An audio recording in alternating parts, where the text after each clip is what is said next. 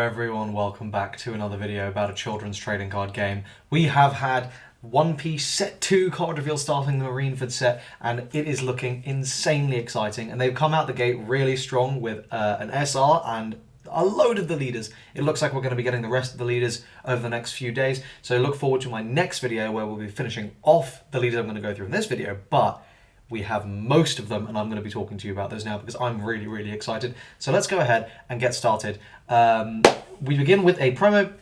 This is a 3-cost 5k promo smoker. No counter on it. Don 1, this character cannot be KO'd by meddling characters without special attributes. So I think this is not bad. Without special is actually fairly restrictive. There's not that many specials in the game. I mean, there's a lot of specials, but there's not that many. However, this does get countered by them swinging with the leader and forcing you to block, but it is nice that you could potentially protect this card, swing for 6k into something, and then you just have that Don on it, and it's potentially quite useful. So definitely not a bad card. This may very well see play. So let's talk about Oyaji! Let's talk about him. Let's talk about Edward Newgate, our SR. So this is a 9-cost, 10,000 power behemoth, Yonko and Whitebeard pirates attributed. On play, up to one of your leaders gains 2,000 power until the start of your next turn. So you are going to be sitting there in most leaders, foreshadowing, with 7k, right, for your turn and your opponent's turn. Then you cannot add cards from your life area to your hand by your effects during this turn. So that's going to be relevant for things like Sanji, which adds a card to hand to gain 4k, or Cavendish, or another leader, which you'll see soon. Foreshadowing. When attacking, Don 2, KO up to one of your opponent's characters with 2,000 or less power. So essentially, this is like a Robin effect. It's just you have to don it up for it to do anything. But it's quite good because this will deal with small blockers. Let's continue, and we will see a synergy with this guy soon. Okay, we have our first one of the leaders, Emporio Ivankov. I don't think anyone was really expecting Ivankov in blue as one of the leaders, but I'm pretty happy that we've got Ivankov because one of my favourite characters. 5 life, 5k power, Impel Down, and Revolutionary Army traded. At the end of your turn, if you have 0 cards in hand, draw 2. This is a really interesting effect, and this is essentially going to force you to build this Rookie Rush is the deck that does a similar thing in Digimon. People aren't really a fan of it because this is just basically going to be a deck where you squirt out your entire hand, you block as many attacks as you can, and you are just constantly, throwing things onto the board. How effective is that? If your opponent is able to remove your board and kind of survive that initial onslaught and get into the late game, those 2 cards are not really going to be very helpful on average, even if you build your deck with like all 2k counters, which you can't. But like, let's say half 2k counters, right? Which is not going to be accurate, but let's say that means you're going to have 3k guard power in average in your hand. That's not going to cut it in the late game. In the early game, that's fine. In the late game, that's not going to cut it. So this is absolutely one of those rush-style decks where you're just going to be throwing stuff onto the board and really just trying to get as much damage in as possible. And I'm pretty excited to build it. I think it'll probably be... It's going to be one of those ones that's like either super meta or super bad, depending on basically the strength of the card pool at the time and exactly how prevalent these late game decks are. So we will need to see, but definitely a cool effect. Next we have Magellan, so another, I would say, fairly unexpected leader. This one is unfortunately not as good. So this is, again, 5 life, 5k power in purple, Impel Down traded. Your turn, once per turn, when Don from the field are returned to the Don deck, so basically when you use a Don minus effect, plus 1k power to this leader during this turn. This is not very good. And the reason to... So the first thing to appreciate, right, is like Don minus effects are only good later on in the game, right? So you need to be basically at 6 plus Don, or have a way of ramping Don so it's not like negatively impacting you. Now from turn 5 onwards, you can Don -2 every single turn and it doesn't affect you, right? Like that, you're going to be getting those Dons back. So that's when these Don minus effects start becoming really good. So for the first few turns of the game, your leader's not doing anything. Now, that's not necessarily the worst thing. There are plenty of leaders that only really become live later in the game, or you only use them, a couple times. So being late game restricted isn't the worst thing in the world. But then when you factor in that all you're getting is 1k power, like, I'll just slap a Don on this guy, right? I just don't. I just don't think this is good at all. Like, I think I would much rather play starter deck Kaido. You know, shit. even King, arguably, I would play over this because it's at least making your life slightly easier for removal. I don't know. Like, I'd much rather play both Blurple leaders over this.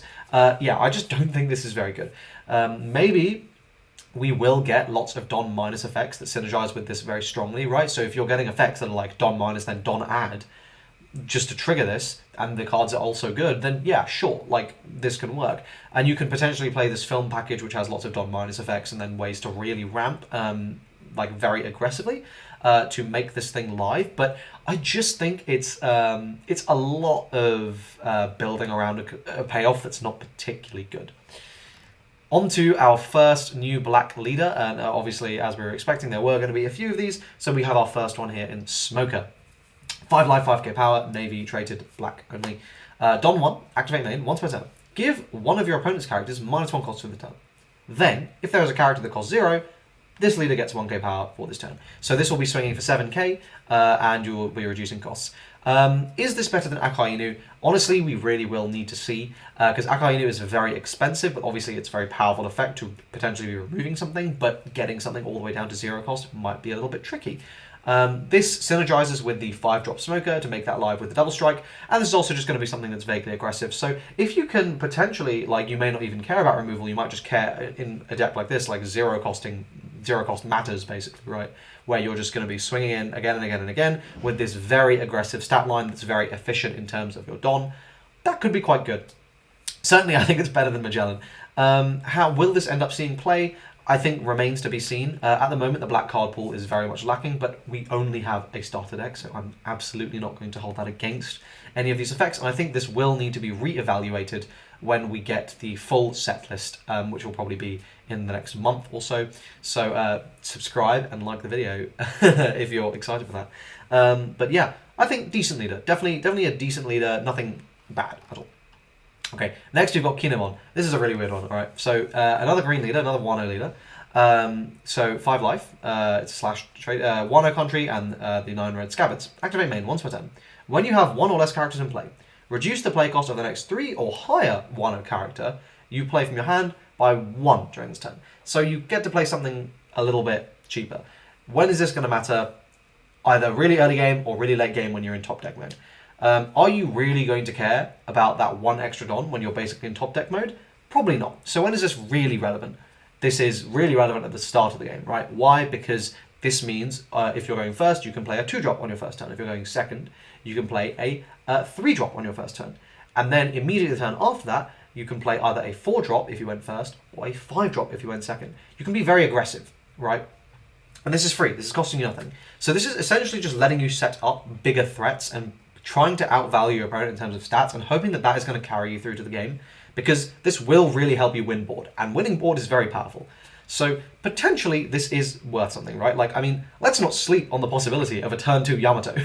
let's not pretend like that's not really scary, right? If you just slam down Yamato turn 2, your opponent's not going to have an answer for that on turn 3, and that's really, really scary. So that's an option. Or certainly if they do have an answer to that, they're wasting their entire turn on it. So I do like this, and it's kind of the inverse of Odin, right? Where Odin scales much better into the mid game, and to an extent in the late game, where you have these cards to pitch, and you can like combo and do lots of really powerful things and play lots of cards. But the early game is sort of whatever. So yeah, I think this is a very interesting leader. I think it's decent. Definitely not like the worst by any means. I just think we'll have to see very much what Wano support we get in the set as well, because at the moment you know, a lot of the cards from set 1 kind of require Odin as leader, which you can't use. Like the Kinemon from set 1 you're not using with this, so we'll have to see. Okay, play the clip. The One Piece is real. So obviously the One Piece is real. Oyaji, Gurararara, and such. Yeah, this is a sick leader. I think this is universally the community has absolutely loved when we saw this guy. So Edward Newgate, red leader, 6 life, 6,000 power. What's going on? Why is this? Why are you so hench for no reason? Here's the reason. At the end of your turn, add 1 card from the top of your life area to your hand. What does this mean? The end of your first turn, you're down to 5 life. the end of your second turn, you're down to 4, assuming you're blocking everything. The end of your third turn, you're down to 3. The end of your fourth turn, you're down to 2. Now, why does this matter? Why is this so good? Okay, firstly, being on 6k on your turn and your opponent's turn, defensively, this is ridiculous. The whole game right now is built around people being 5k because that's what all the leaders are, besides AiboYT over here, right? So this is crazy for that reason, because defensively you are so much more powerful. Everything is cheaper. This makes your early game guarding so much easier, and you're getting a card every turn from your life, so you're literally constantly accruing this card advantage. Obviously, it's gonna, like, later on in the game, that will be to your detriment because it's killing you very slowly, but it will never kill you, right? And secondly, offensively, this is insane. 6k again and again and again and again, Donless, right? So you are just applying pressure for no reason. This is really, really good. And obviously, when you're adding cards from your top of your life to your hand, right? Like you're getting more cards. You're gonna have more consistency. You're just gonna be like, this is a very, very powerful effect. And obviously, if we then see how this synergizes with the 9-drop Whitebeard, right? You're not gonna have to add that life at the end of your turn, right? And if you're going to be playing this on turn 5, that's the earliest you're going to be playing this, you're going to have been through twice the number of cards, right? So your odds of, this will be, if we make this a 4 of, your odds of seeing it are actually not bad.